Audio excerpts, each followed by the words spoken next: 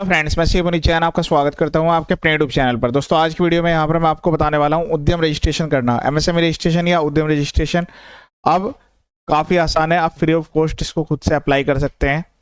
इसमें जो है आपको 5 मिनट से ज़्यादा टाइम नहीं लगने वाला है, लेकिन कुछ ज़रूरी बातों का आपको ध्यान रखना होता है। ये इसकी ऑफिशियल वेबसाइट है www.udyamregistration.gov.in। देखिए, इस पर कोई भी फीस नहीं होती है।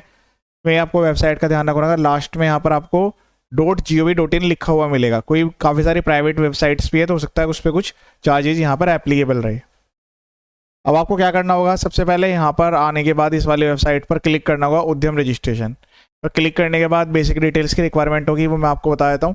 तो आपको आधार कार्ड की, पैन कार्ड की, उसके अलावा आपको जो है जो भी आपका एड्रेस है, फर्म की details, email ID, mobile number, और जो आप बिजनेस एक्टिविटी करना चाहते हैं उसकी डिटेल्स, उसके साथ बैंक की डिटेल्स में यहाँ पर रिक्वायर होती हैं।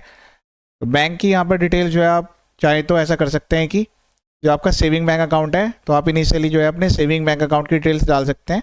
बाद में जब आपकी फर्म रजिस्टर हो जाए उस केस में आप जो है इसमें डिटेल्स को अपडेट भी कर सकते हैं। तो जो प्रोसेस है वो पूरी तरीके से ऑनलाइन मोड में ही बनाया गया है। सिंपल आसान प्रोसेस है। वीडियो को देखिएगा और शेयर कीजिएगा। हम यहाँ पर डायरेक्टली एक लाइव रजिस्ट्रेशन करने वाले हैं।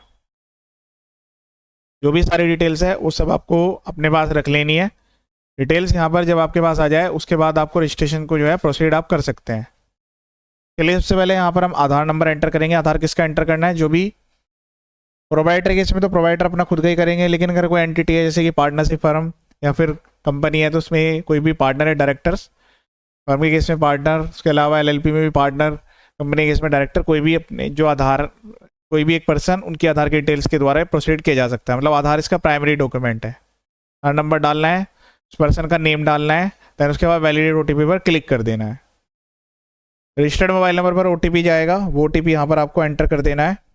ओटीपी एंटर करने के बाद यहाँ पर आप नेक्स्ट पर प्रोसीड करेंगे। ठीक है, मैं पहले यहाँ पर जो है ओटीपी एंटर कर लेता हूँ। उसके बाद हम यहाँ से जो है टाइप ऑफ ऑर्गेनाइजेशन सेलेक्ट करेंगे। तो मैं प्रोवाइडर के लिए कर रहा हूँ अभी। दैन उसके बाद यहाँ पैन नंबर एंटर करेंगे, जो नेम है पैन कार्ड पर वो लिखेंगे। उसके बाद डेट ऑफ बर्थ लिखेंगे। अगर आप किसी एंटिटी के लिए कर रहे हैं तो फिर एंटिटी का पैन कार्ड, उसका नेम और उसकी डेट ऑफ इनकॉर्पोरेशन आएगी। डिटेल्स डालने के बाद इस वाले ऑप्शन को टिक करना है, पैन वैलिडेट पर क्लिक कर लेंगे। उसके बाद पैन वैलिडेशन का मैसेज आएगा, आप कंटिन्यू पर क्लिक कर देंगे। अगर आपके पास जीएसटी नंबर है तो यस कर देंगे, अदरवाइज नो करके प्रोसीड करेंगे। उसके बाद यहाँ पर आपको जो है पेज को यहाँ स्क्रॉल कर लेना है। ये कुछ ऐसी डिटेल्स है। वैसे तो यहाँ पर इनकम टैक्स रिटर्न से ऑटोमेटिकली आती है, लेकिन अगर डिटेल यहाँ पर नहीं आ रही है तो आप यहाँ 00 एंटर करके एंटर करेंगे, या फिर एक्चुअल में अगर आपके पास वैल्यू अवेलेबल है तो आप वैल्यू भी एंटर कर सकते हैं। यहाँ पर आपको WDV जो भी आपके एसेट्स की है वो एंटर करने की रिक्वायरमेंट आती है। उसके बाद यहाँ पर हम नेक्स्ट पर क्लिक करेंगे।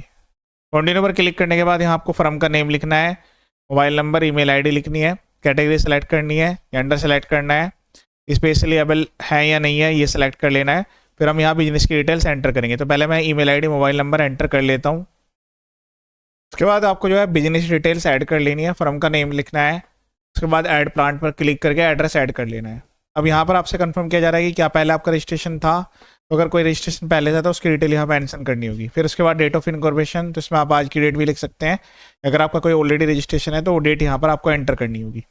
एंड उसके बाद यहाँ पर हम बैंक की डिटेल्स ऐड करेंगे, जो भी बैंक का नेम है वो, IFSC code and bank account number, details आपको ऐड कर लेनी है। देन उसके बाद हम यहाँ पर मेजर एक्टिविटी, यानी कि आप सर्विस में डील करते हैं, गुड्स में, ट्रेडिंग में, मैन्युफैक्चरिंग में, किस में डील करते हैं उसकी डिटेल्स हम यहाँ पर ऐड करेंगे। यहाँ से हम डिटेल्स ऐड करेंगे सर्विस में जाकर। अगर आपकी सर्विस है फिर इससे पूछा जाएगा कि आपकी ट्रेडिंग है, नॉन ट्रेडिंग। अगर आपकी नॉन ट्रेडिंग है तो नॉन ट्रेडिंग यहाँ पर ऐड करना है। फिर उसके बाद यहाँ से डिटेल्स ऐड करनी है। दैन उसके बाद यहाँ से आपको NIC कोड सेलेक्ट करके एक एक एक्टिविटी को ऐड करना होगा। तो मल्टीपल एक्टिविटीज़ भी यहाँ पर ऐड हो सकती है।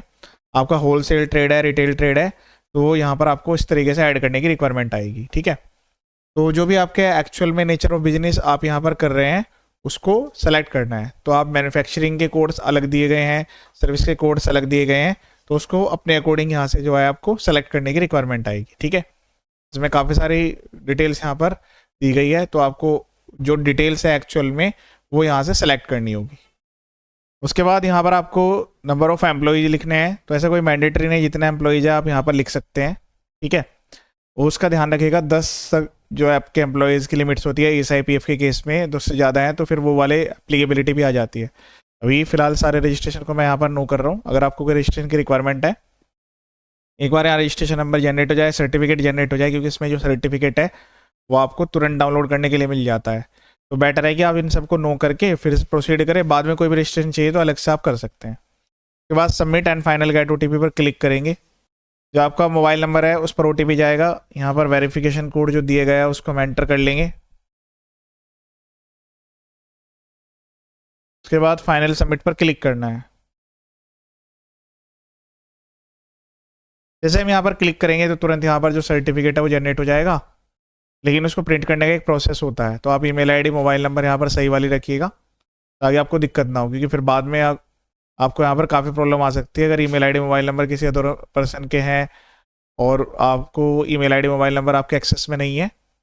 फिर फ्यूचर में जब भी कुछ आपको एडिट करना होगा या फिर आप जो है कोई भी सर्टिफिकेट डाउनलोड करना चाहेंगे तो उस केस में आपको बड़ी दिक्कतें आने वाली है, क्योंकि जो ईमेल आईडी मोबाइल नंबर है उस पर OTP जाते हैं। तो ईमेल आईडी मोबाइल नंबर आपको एक्टिव वाले भी रखने हैं और खुद के यहाँ आपको यूज करने होंगे। जैसे आप यहाँ पर OTP वेरीफाई कर देंगे इस टाइप का मैसेज आएगा। चलिए यहाँ पर सर्टिफिकेट को प्रिंट कर लेते हैं। तो ये नंबर जो है जनरेट हो चुका है, इसको मैं यहाँ से कॉपी कर लेता हूँ। कॉपी करने के बाद प्रिंट सर्टिफिकेट पर क्लिक करेंगे। क्लिक करने के बाद यहाँ पर आपको उद्यम नंबर एंटर करना है, जो मोबाइल नंबर जिस पर अभी आपने जो अपनी रजिस्ट्रेशन के टाइम पर दिया था वो नंबर यहाँ पर डालना है, मोबाइल नंबर सेलेक्ट कर लेना है। ठीक है, यहाँ पर एंटर आपको मोबाइल नंबर ही करना होगा। आप जो है यहाँ पर कुछ भी सेलेक्ट कर सकते हैं कि आपको ईमेल पर OTP की रिक्वायरमेंट है या फिर मोबाइल पर आप जो है OTP वेरीफाई कराना चाहते हैं।